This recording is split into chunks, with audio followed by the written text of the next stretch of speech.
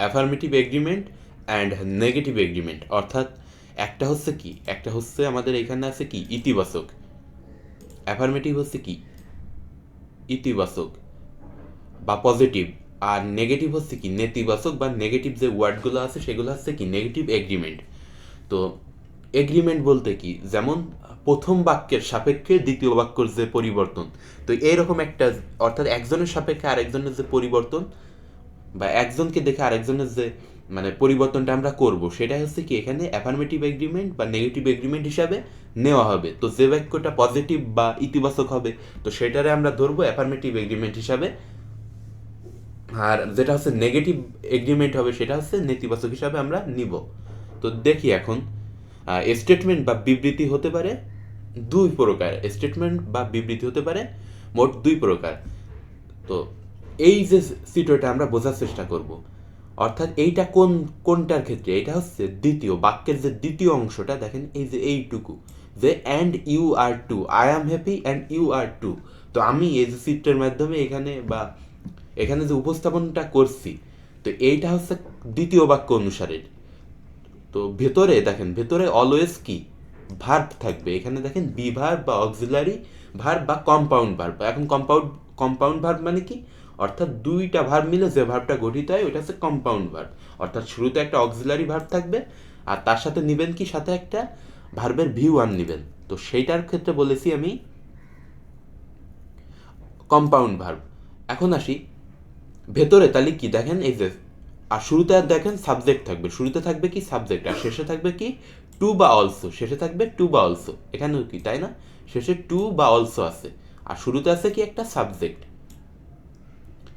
এর ক্ষেত্রেও কি শুরুতে আছে একটা সাবজেক্ট, শেষে আসছে কি টু বা অলসো। তো এই ধরনের যে মানে প্রথমটার সাথে মেলে, যে অর্থাৎ শুরুতে সাবজেক্ট আর শেষে টু বা অলসো, তো এইটার সাথে মেলে এইগুলা।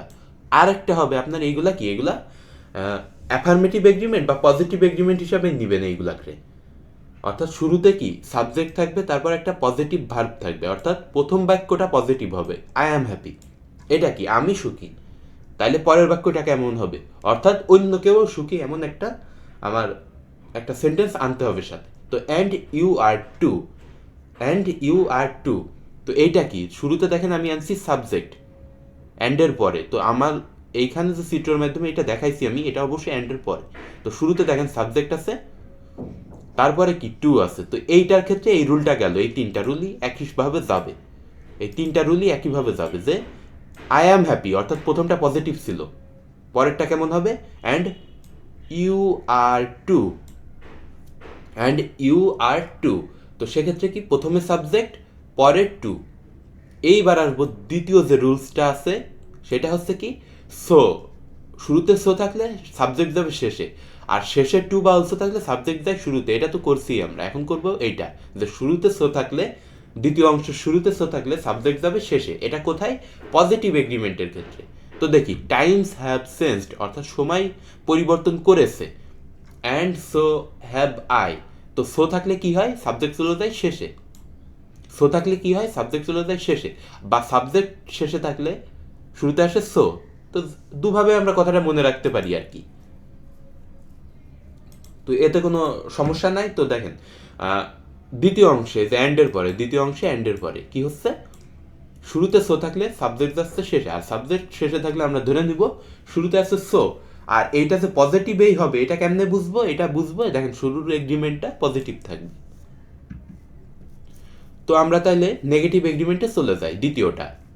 তো এটা নিয়ে আমাদের অসুবিধা নাই, আমরা নেগেটিভে চলে যাই, নেগেটিভ বা নেতিবাচক।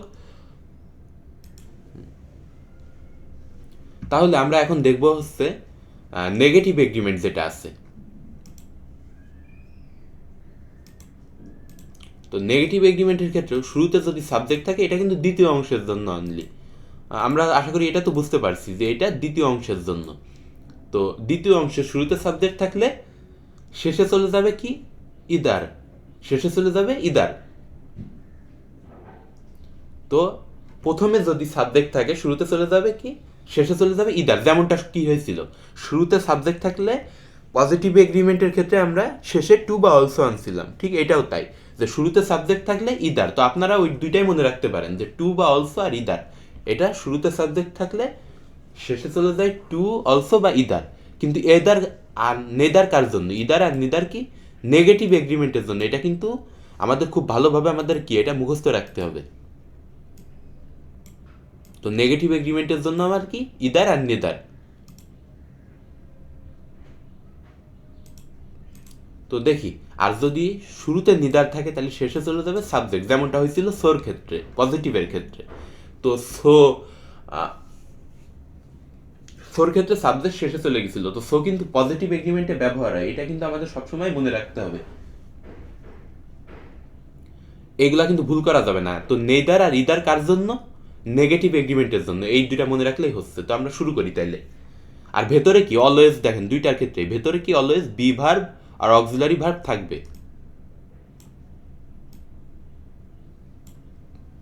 তো ভেতরে কি বি ভার্ব বা অক্সিলারি ভার্ব বা কম্পাউন্ড ভার্ব এইভাবে থাকবে। তো দেখি শুরুটা কি সাবজেক্ট আর ইদার। শুরু প্রথমে সাবজেক্ট পরে ইদার। তো দেখেন এই যে অ্যান্ডের পরে মানে দ্বিতীয় বাক্যে এই যে দে ক্যান্ট ইদার, তো এখানে কি হবে? শুরুতে সাবজেক্ট, তাহলে আমরা শেষে কি আনবো? পজিটিভ এগ্রিমেন্টের মতোই যে অ্যান্ড ওই যে টু বা অলসোর মতোই এক্ষেত্রে কি আসবে? ইদার আসে। তো সেই ইদারটারে আমরা আনবো। তো শেষে আনবো কি? ইদার। আর ভেতরে থাকবে কি? ভেতরে থাকবে সেই অক্সিলারি ভার্ব, এই যে ভেতরে যেটা দেখাইছি আর কি। তো ক্যান্ট ইদার। তো আপনারা দেখেন মাত্র দুইটা চিত্র মনে রাখার মাধ্যমে পুরো যে অ্যাফার্মেটিভ আর নেগেটিভ এগ্রিমেন্ট এইটা কমপ্লিট করতে পারতেছেন। তো এটা বারে বারে একটু প্র্যাকটিস করতে হবে চিত্রটা দেখে দেখে। তো আশা করি পরে বুঝতে পারবেন ইজিলি। অর্থাৎ দুইটা ক্ষেত্রে কি আমাদের একটা ফর্মুলা মনে রাখতে হবে, সেটা হচ্ছে কি সাবজেক্ট শুরুতে আর সাবজেক্ট শেষে। এটা মনে রাখলেই হবে। সাবজেক্ট শুরুতে থাকলে কি হয়? নেগেটিভের ক্ষেত্রে ইদার হয়, আর পজিটিভের ক্ষেত্রে টু বা অলসো হয়। আর সাবজেক্ট শেষে থাকলে পজিটিভের ক্ষেত্রে কি হয়? শুরুতে সো হয়। এই একটাই। তো এইখানে দেখেন sister Shila can type well, এটা কি? যেহেতু নেগেটিভ আছে বাক্যটা, যে করতে পারে না, না আছে, অর্থাৎ কি নেতিবাচক। তো এই যে নেতিবাচক আছে, তাহলে আমি এবার কি করব? পরেরটাও আমার নেতিবাচক হবে। আর সেই নেতিবাচকটা কেমন হবে? Sister can't either. এখন দেখেন ভেতরে নেগেটিভ আসছে কেন? এই বাক্যেও ভিতরে নেগেটিভ আসছে কেন? একসাথে কি দুইটা নেগেটিভ থাকতে পারে? পারে না।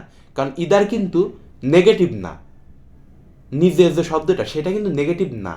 কিন্তু যেহেতু নেগেটিভ না, এর জন্য সাথে একটা নেগেটিভ আনতে হবে। বাট আমরা যখন নেদারের ক্ষেত্রে যাব, নেদার তো নেগেটিভ। আর আমরা জানি একই বাক্যে বা একটা ক্লজে একসাথে দুইটা নেগেটিভ ওয়ার্ড থাকতে পারে না। তো সেই ক্ষেত্রে কি করব? নেদারের সাথে কোনো কিছু নেগেটিভ আনতে পারবো না। দেখেন যখন নেদার ব্যবহার করছি, নেদার কি অনেকটা সেই পজিটিভের সোর মতো, যেমন সো শুরুতে থাকলে বা নেদার শুরুতে থাকলে শেষে সাবজেক্ট আসে। তো এই ক্ষেত্রে কি হবে? নেদারের সাথে আমি এক্সট্রা কিছু আনবো না, অর্থাৎ নেদারের সাথে এক্সট্রা নেগেটিভ আনবো না। এই ক্ষেত্রে দেখেন একটা পজিটিভ অক্সিলারি নিছি আমরা, অর্থাৎ শুধু অনলি ডু আনছি।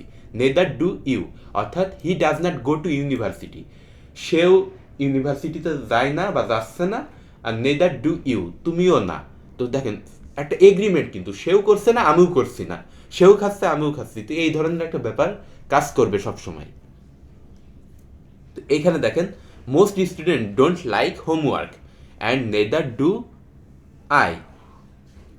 তো কেউ পছন্দ করে না, সো আমিও করি না। তো দেখেন সাবজেক্ট আছে শেষে, তো সাবজেক্ট শেষে থাকলে শুরুতে কি আসবে? শুরুতে হয়, দেখেন আমাদের তো মনে থাকবে দুইটা ব্যাপার। সাবজেক্ট শেষে থাকলে শুরুতে হয় সো বা নিদার আসবে। এখন সো বসাবো বা না নিদার বসাবো, এটা কেমনে বুঝবো?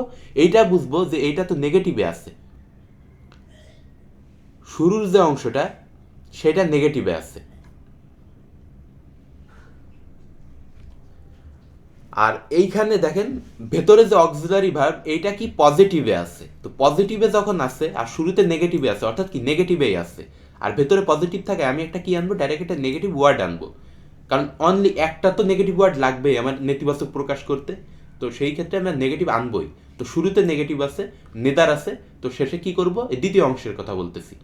তো দ্বিতীয় অংশে কি করব? সাবজেক্ট শেষে আনবো। তো আজকের মতো এই পর্যন্তই। এগ্রিমেন্টটা আশা করি কারোরই কোনো অসুবিধা থাকার কথা না, কারণ অনেক সহজ করেই বুঝাইলাম এখানে দুইটা চিত্রের মাধ্যমে। তো আপনারা একসাথেই পড়বেন, দুইটারে আলাদা করবেন না। তো এটার ক্ষেত্রে কি করবেন? দুইটা চিত্র এক করে পড়বেন, যেমন পজিটিভ আর নেগেটিভেরটা। তো সাবজেক্ট শুধু একটাই ফর্মুলা ইউজ করবেন, সেটা হচ্ছে সাবজেক্ট শুরুতে আছে নাকি সাবজেক্ট শেষে আছে। তো সাবজেক্ট শুরুতে থাকলে শেষে আসে ইদার বা টু বা অলসো। এখন ইদার আসে কার ক্ষেত্রে? নেগেটিভ এগ্রিমেন্টের ক্ষেত্রে। আর পজিটিভের ক্ষেত্রে আসে কি টু বা অলসো। দেখেন টু আর অলসো কিন্তু দুইটাই এক, মানে একই অর্থে বোঝায়, তো দুইটাই ইউজ করতে পারবেন সব ক্ষেত্রে।